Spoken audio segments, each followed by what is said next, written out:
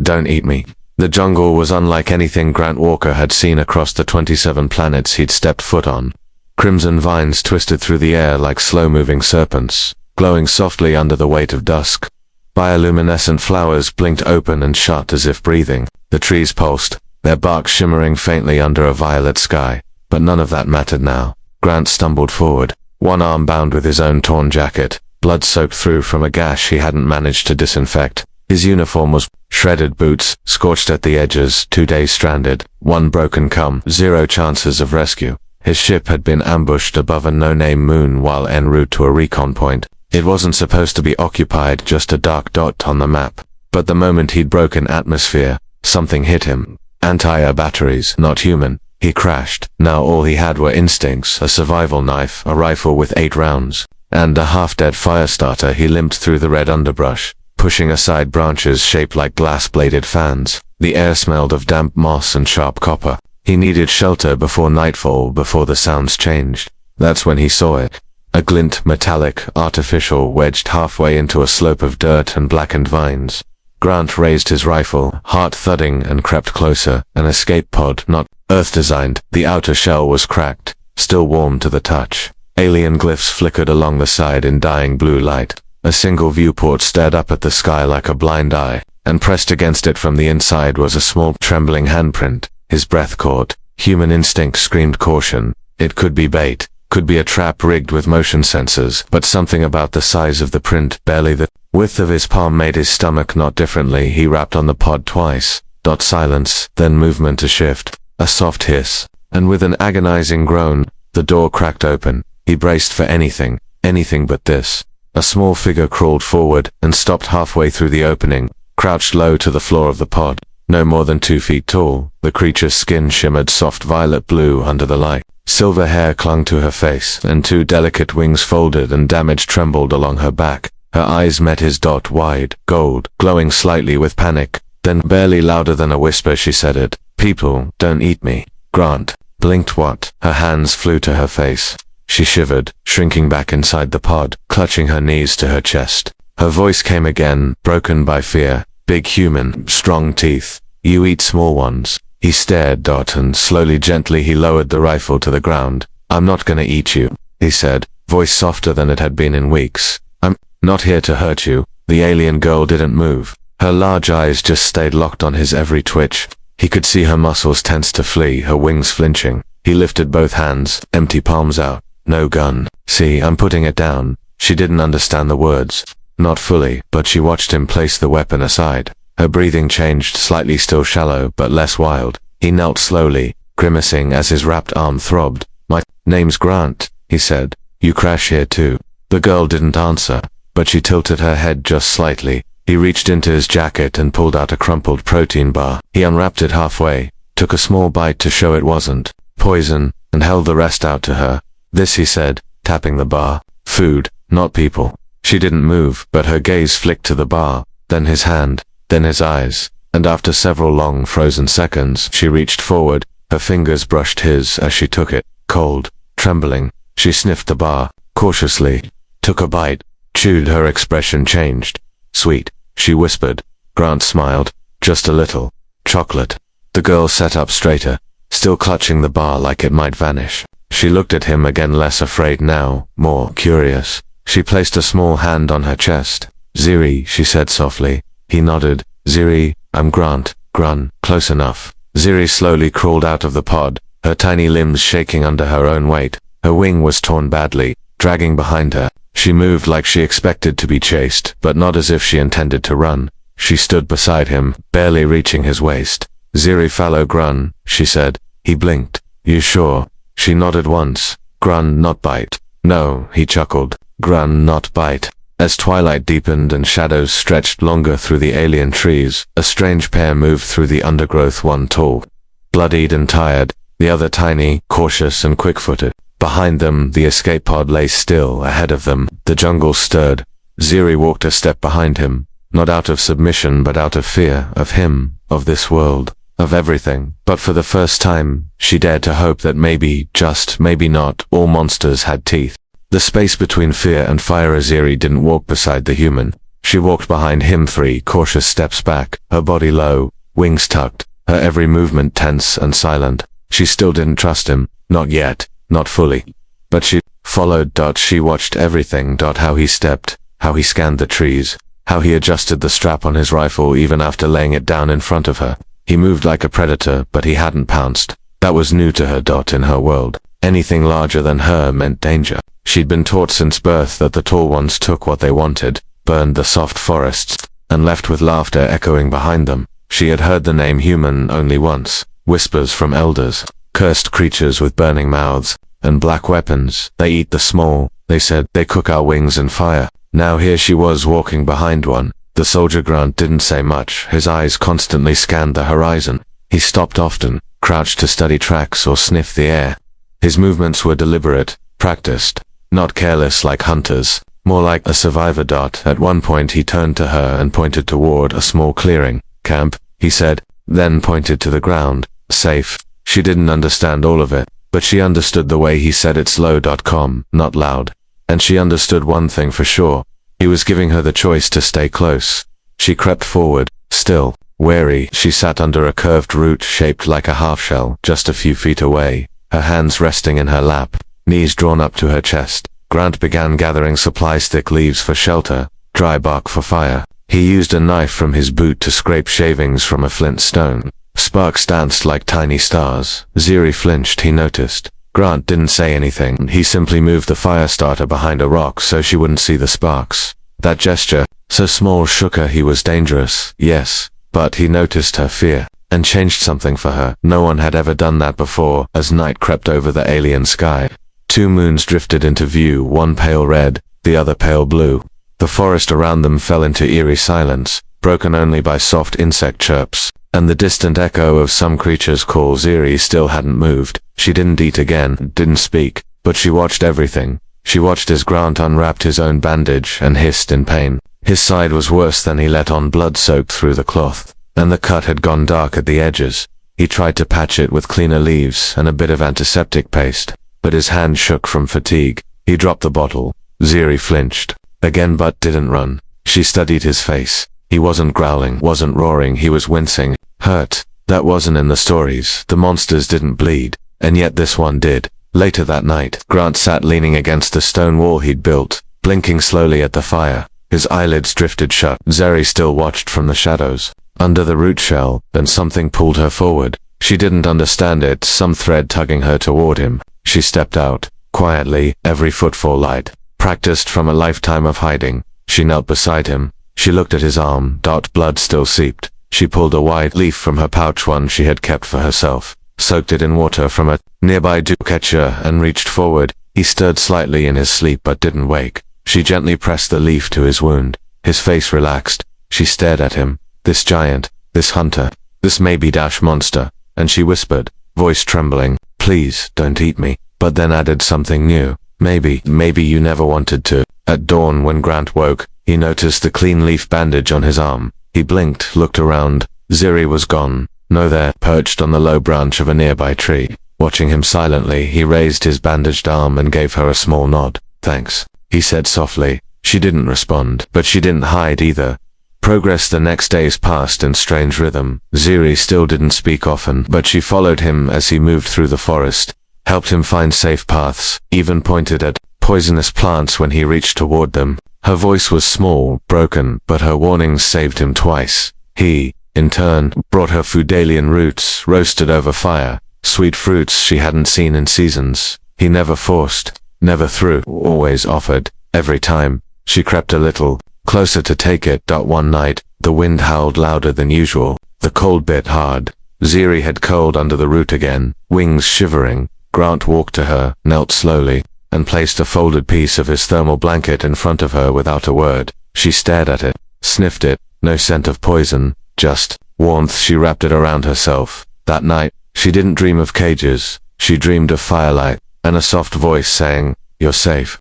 Monsters that bleed. Ziri was changing. She could feel it in her bones, in the way her heartbeat slowed when Grant walked near, in the way she didn't flinch every time he raised a hand or moved suddenly.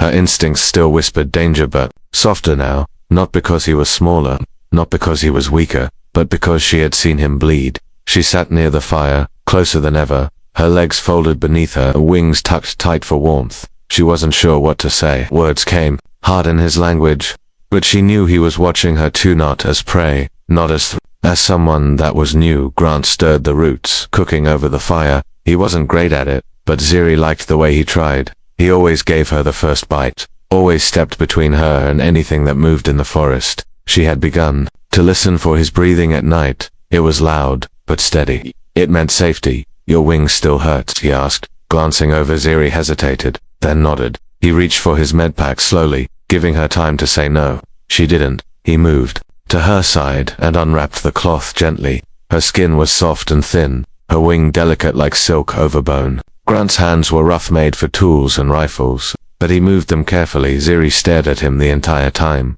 She wasn't used to being touched without pain. When he was done, she whispered, "Why help?" Grant blinked. "You're hurt." She frowned slightly. "Not soldier, not strong, not big. I am small." He smiled. "You're braver than most soldiers I've known." Her golden eyes softened. "You think Ziri is brave?"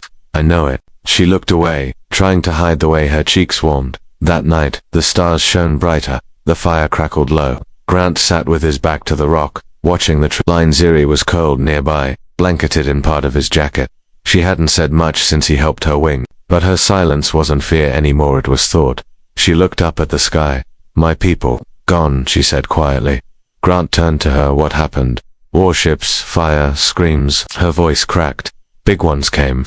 Took the little. Took our wings," said we taste sweet." Grant's stomach twisted. Ziri didn't cry, but her hands gripped the cloth tightly. "I hide en route. Alone many suns. No sun, no food. Just wait." He moved a little closer. She continued, almost whispering. "Elders told us humans eat, burn, hunt." He didn't interrupt. "But Grun not do this." Grant exhaled. "Some humans are like that, but not all. Not me." Ziri nodded slowly. "See?" And then she did something he didn't expect. She reached forward and placed her small hand on his arm. It was light as air, but to him, it felt like the weight of trust. The next day, things shifted. Ziri walked beside him now, not behind. She asked questions in broken words. He answered patiently, teaching her one or two new ones each time. "Leaf," he said, handing her a wide green one. "Leaf." She echoed. He pointed to the sky. "Cloud, cloudy," she tried, then laughed softly. It was the first time he heard her laugh. Later, they reached a river. The water was deep, fast moving. Grant stopped. They needed to cross. He removed his boots and stepped in. Cold. Ziri stared at the water, then back at him. "Danger, maybe," he said, "but we'll go slow." She hesitated, wings fluttering nervously. "I carry," he offered. She shook her head. "I try." She waded in, trembling at first, holding his hand for balance. Step by step, they made it together. On the other side, soaked and shivering, she looked up at him, breathless. "Ziri's strong," she said proudly. He grinned. "Ziri is very strong." Later that afternoon, a storm rolled over the hills. Grant hurried to finish building a more secure shelter. Ziri watched him closely, then began helping, dragging leaves, handing him bark strips, pointing out stones that wouldn't hold water. They worked side by side. As rain began to fall, they crawled inside together, soaked but safe. She pressed close to him for warmth, without hesitation, and as thunder echoed, she whispered, "Monsters don't share fire." Grant looked down at her. "No," he said, "they don't." That night, she sang, a soft, strange melody in her native tongue, words he didn't understand, but feelings he did. It was mournful at first, then lightened like sunrise breaking over ash. When she finished, he asked, "What was that?" She touched her chest. "Memory, of family, of hope." He nodded. "Beautiful." She tilted her head. "Grun ever sing?" He chuckled. "Only in the shower." She frowned. "Sure, I'll explain later." She giggled. The gap between them had vanished. Not in a grand moment, but in hundreds of small ones, stitched together by kindness, firelight, and quiet courage. They slept side by side that night, her wings resting over his chest. Outside, the forest watched, but this time the stars did not blink in fear. They blinked in peace. A storm, a scar, and a promise. The storm didn't pass quickly. It howled like a wounded beast through the canopy above their shelter, tearing leaves from the sky and flinging branches like spears. Grant had reinforced the walls with bark slabs and tied the shelter's top with vines, but water still crept through in thin trails. Ziri sat close to the fire, Her knees pulled to her chest, her wings stiff and twitching. She hated storms, not because they were loud, but because they always came before the worst things in her life. When her village burned, the lightning came first. When the hunters arrived, they came with wind. She flinched as thunder cracked overhead. Grant sat beside her, silent. He didn't try to speak over the noise. He simply reached over and placed his jacket around her shoulders again. It still smelled like smoke and survival. She leaned against his side. This time, not because she was cold, because she was tired of pretending she wasn't afraid. When the storm finally eased, the world outside felt like it had been scrubbed raw. The jungle steamed, fallen leaves painted the ground, puddles mirrored a broken sky. Ziri stepped out into the misty light. Blinking dot and froze dot tracks dot big ones, pressed deep into the mud just meters from their shelter. 3 toes, razor slashes behind them, heavy enough to crack roots. Grant came up. Behind her, following her stare, he knelt, touched the print, still warm. His voice dropped. We've got company. Ziri's wings pulled in tight. Night creeper. He nodded, or worse. They scanned the trees, weapons and instincts primed. Grant didn't raise his rifle. Not yet. Ziri whispered. We run. No, he said. We prepare. That evening, they didn't rest. They set up noise trap stones stacked in high cups, string tied between trunks, a perimeter laced with scent distractors and flare mines. Grant worked with soldiers' precision. Ziri followed his lead, mimicking his movements, laying dried fruit bits in false trails, hiding false scent stones near the river. You've done this before, he said quietly. She didn't meet his eyes. When I had others, yes.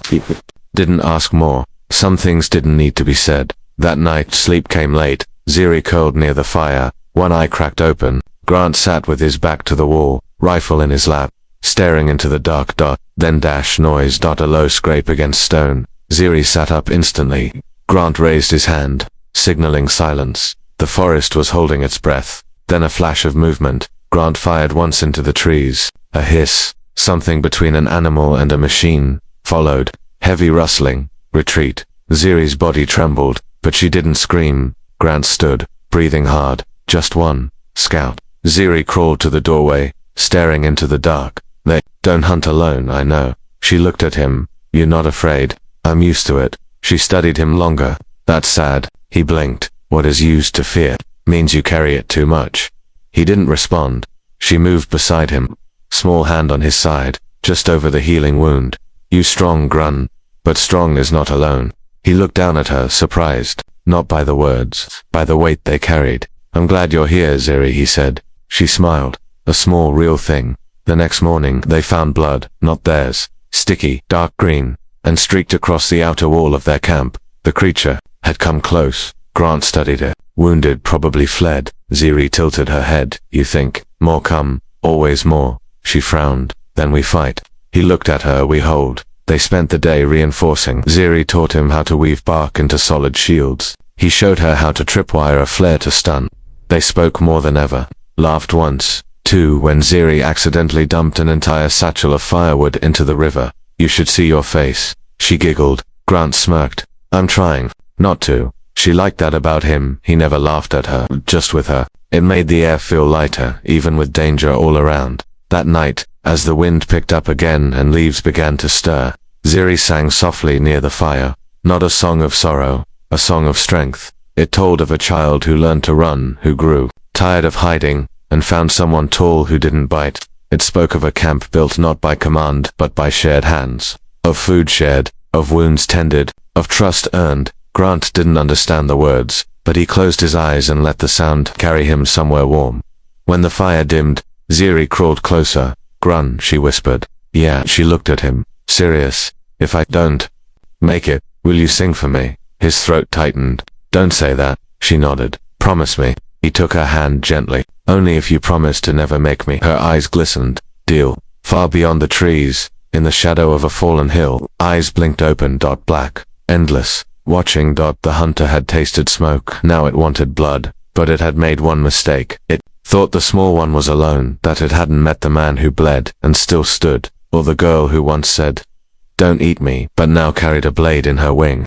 The night creeper returns. The silence before it came was unnatural. No wind, no rustle, no call of night creatures. The jungle, always alive, was holding its breath. Grant crouched low, eyes scanning the perimeter, rifle steady. Ziri stood beside. Him, not behind, not hidden, her wings tucked tight to her back, her hands gripping the tiny curved blade she had forged from scrap metal and scorched stone.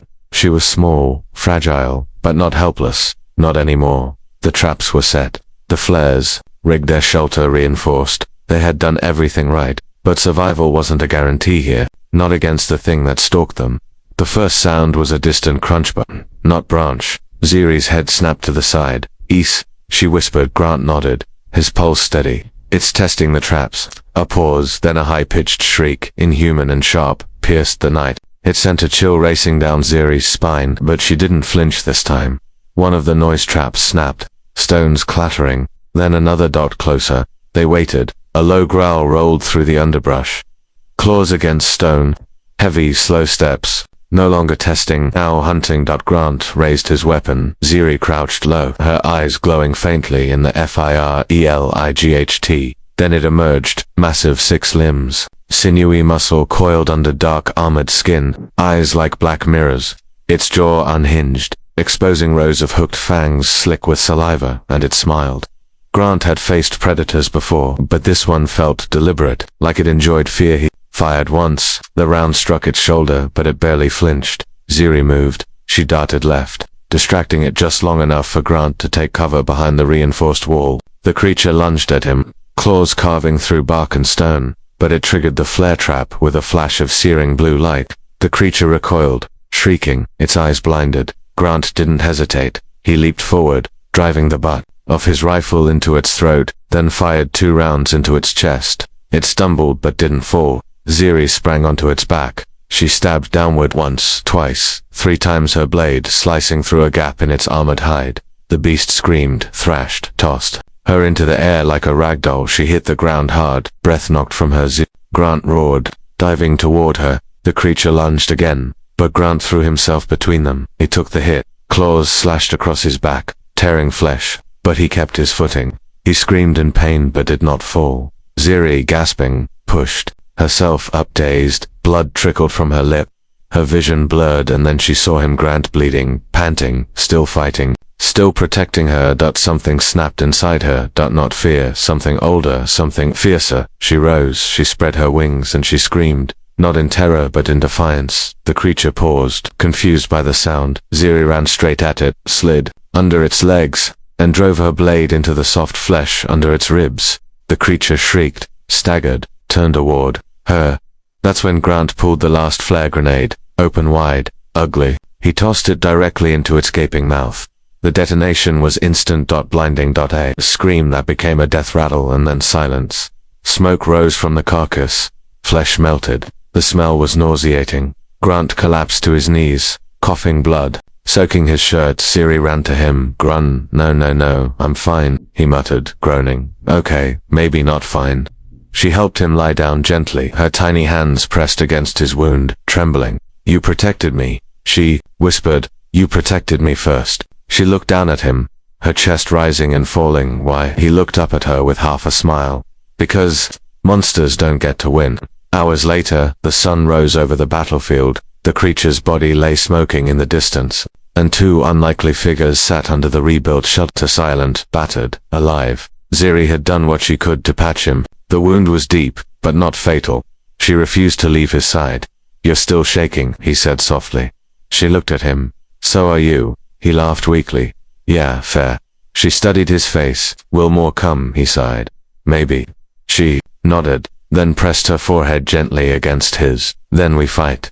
Together. He closed his eyes. Together. That afternoon, Ziri walked the jungle alone for the first time since her crash. Not because she was running, but because she was searching. She returned hours later carrying 2 things. 1, a white flower with petals that glowed in the sunlight, treasure sacred to her people. 2, a stone, black, smooth, marked with symbols of kinship. She placed the flower beside Grant's makeshift bedroll and the stone in his hand. "What's this?" he asked. She sat beside him. "A vow in my culture means you are not alone."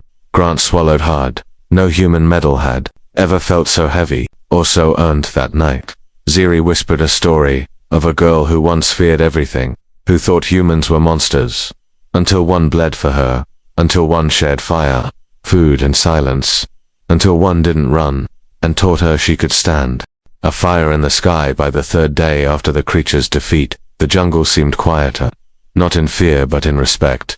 Grant's wounds were healing, slowly but steadily. The infection hadn't set in, thanks to Ziri's poultices. Bark, sulfur moss and root sap boiled over the fire. She changed his bandages like a soldier. No hesitation, no fear of blood, no disgust. He watched her work, wincing occasionally, but always smiling. You could have been a medic, he muttered. Tilted her head. That like, healer, yeah, a brave one. She tucked the cloth in place and sat back, wings folding neatly. Ziri brave now. Grant grinned. Ziri was always brave, just didn't know it. That made her eyes lower, bashful, unsure. But behind it, something warm flickered. She'd never been called strong before, never been seen as anything but small, delicate, something to hide or protect. But Grant didn't just protect her, he stood beside her. It made all the difference later. That evening, as the sky burned orange, Ziri spotted something unusual. A flicker in the clouds. Metallic, reflective, grun. There, she pointed sharply. Grant followed her gaze, squinting. He saw it. A ship descending fast. Too fast. Then dash boom. A ripple of air shook the trees. Birds fled the canopy. A thin column of black smoke rose in the far distance. Grant's heart dropped. That wasn't a landing. Ziri stepped closer. More humans. Could be, he muttered, or something worse. She studied his face. You want to go? I have, too, he said. If it's one of ours, they might need help. If it's not, he didn't finish. Ziri nodded once. No fear this time. Just quiet understanding. I go with you. He looked at her. You sure? I owe you fire, she said simply. And stars. Grant didn't argue. He packed what little they had left. Ammo, water, medikit. Ziri strapped on her sharpened stone blade and tucked her flower stone into a satchel. They moved fast. Together the crash site was a crater. Trees blasted apart in a wide radius. Smoke still hissed from twisted hull plates. The air tasted metallic and scorched. Grant stopped at the edge of the wreckage. Terran shuttle, he confirmed, eyes scanning the markings. But this one's been hit. Ziri crouched low, wings twitching. Trap possible. Then, a faint voice crackled through the static of a broken comms unit. Double quotes. Mayday. 3 survivors. East Ridge. Requesting immediate assist. Double quotes. Grant stood up straight. They're alive. Ziri nodded once. We find them. They moved east. The jungle thickened. The air was heavier. The silence returned, but not natural this time. This was watching silence. Ziri felt it in her bones. They reached the ridge just before nightfall and found them. 3 Terran soldiers wounded, low on supplies, rifles, half-powered. One was barely conscious, a burn across his face. Another had lost a hand. The third raised his rifle until Grant stepped into the light. Terran cause. Alpha 9. Grant called out. Don't shoot. The man lowered the gun, relief flooding his eyes. Thank God. We thought we were dead out here. Then he saw Ziri, his face hardened. What the hell is that? Grant stepped in front of her instantly. Her name is Ziri. She's with me. She's an alien. She's also the reason I'm standing here right now. The man looked from Ziri to Grant, then back to Ziri. She dangerous? Ziri said nothing, but her eyes didn't drop. She met his gaze with quiet dignity. Grant answered. She's the reason a night creeper didn't gut me 3 days ago. That shut the man up. They built a signal fire together. Grant sent up a beacon flare, a coded burst that would reach orbit if any Terran satellite passed close enough. It was a long shot, but hope had never been a sure thing. It was always earned. As the night settled in, the survivors huddled near the fire. Grant sat beside Ziri, who stared quietly at the flame. Why? They look at me like that, she whispered. Because they don't know you. She paused. You didn't know me. No, he said, but I listened. She nodded slowly, then glanced over at the injured soldier, young, barely older than her. Quietly, she stood and walked to him. He flinched, but she offered him a leaf-wrapped bundle crushed herb paste for his burns, a gesture of healing. He didn't take it at first. Then slowly, he reached out and accepted. A small shift, a step toward something better. Around midnight, the flare finally answered. A bright light streaked across the stars. A signal blinked back. Help was coming. The soldiers cheered. Grant exhaled. Ziri watched the sky with wide eyes. Home? She asked. Not yet, he said, but closer. She smiled softly. Then I follow. Grant looked at her. You don't have to. You could go find your own people. Ziri turned to him. They are gone. His heart twisted. But now, I have new. She reached into her satchel and placed the kinship stone in his hand again. This time, she pressed it into his. Palm for you, she said. Forever. Grant didn't know what to say, so he just nodded, held the stone like it mattered, because it did. Far above, in the dark space between worlds, a Terran dropship shifted course, toward the fire, toward the girl who once begged not to be eaten. And toward the man who taught her monsters can bleed and love. A place called home. The dropship descended through the clouds like a silent angel, its landing jets flaring in bursts of pale blue, flattening the grass and stirring leaves in a cyclone around the survivors. Ziri stood at the edge of the group, wings tight against her back, her fingers curled nervously around the strap of her satchel. Grant sat beside the wounded soldier, helping him rise. His movements were slower now. The wound across his back still ached with every breath, but he stayed upright because she was watching. When the hatch of the ship opened, and 2 armored medics stepped out, weapons holstered, faces hidden behind mirrored visors, the jungle felt like it had paused. A voice crackled through one of the suit's Terran Rescue Alpha team. We're here to take you home. But no one moved. Not until Ziri took a single step forward. The younger medic lowered their weapon scanner, eyes narrowing at the sight of her. What's that? That, Grant said hoarsely, is the reason you're not carrying home 4 corpses instead of 3 survivors. Ziri froze. All eyes were on her. Again, but this time, she didn't feel small. She felt steady. The older soldier leaned her toward Grant. Is it safe? She saved my life, he said simply. Twice. Fed me, healed me, stayed when she could have run. The younger one looked at her again. Ziri didn't blink. She raised her hand, palm open, a universal gesture not of surrender, but peace. And slowly, hesitantly, the medic reached out and touched her fingers. Not a handshake, but something older, something understood. Bring her aboard, the older soldier said. No quarantine, not for her. The ship lifted off. Short time later, Ziri sat at the far end of the cabin, watching the world shrink below. The green sea of trees, the rivers of light, the smoke trail of their signal fire now just a memory vanishing into clouds. Grant sat across from her, bandaged, quiet. You did it, she whispered. He shook his head. We did it. There was a long silence. Then she reached into her satchel and pulled out a folded scrap of leaf bark, wrapped in fibers. She held it out to him with both hands. He took it. Gently. Inside was the flower, the one she'd picked after their first battle, still glowing faintly, still whole. What's this? He asked. In my people, she said softly. You give this to someone you trust more than blood. He looked at it for a long time. Then he tucked it carefully inside his chest pocket over his heart. Thank you, he said, but she shook her head. No, thank you, Grun. She leaned her head against his shoulder and closed her eyes. For the first time in her life, she felt safe while flying. Back on the Terran station, they tried to keep her in quarantine. Tried. Until Grant stood at the glass wall and refused to move. She comes out, or I go in. It was recorded, broadcast, shared, viewed, 12.7 million times. The footage of the battered soldier and the tiny alien girl pressing their palms to the glass together became a symbol of something bigger than war. It became the beginning of understanding, of trust, of something better. They gave her a translator chip, a choice of quarters. She chose to live near the gardens, where flowers still bloomed and quiet birds flitted among hydroponic trees. She planted her kinship stone at the base of one, and it glowed softly. The scientists didn't understand it, but Grant just smiled.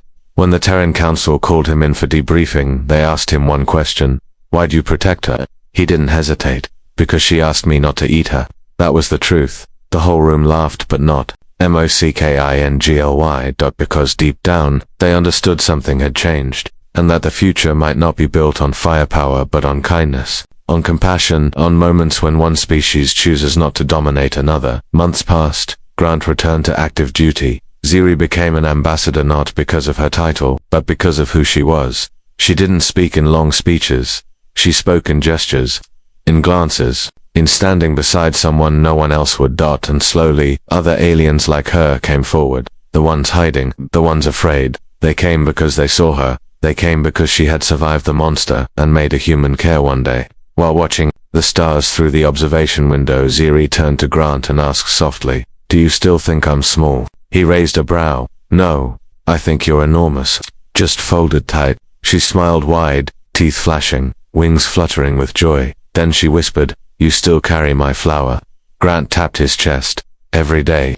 And in a galaxy built on fear, war, and suspicion, a soldier and a scared girl had rewritten everything with a single, trembling phrase. "Please don't eat me." and a human who answered, I won't.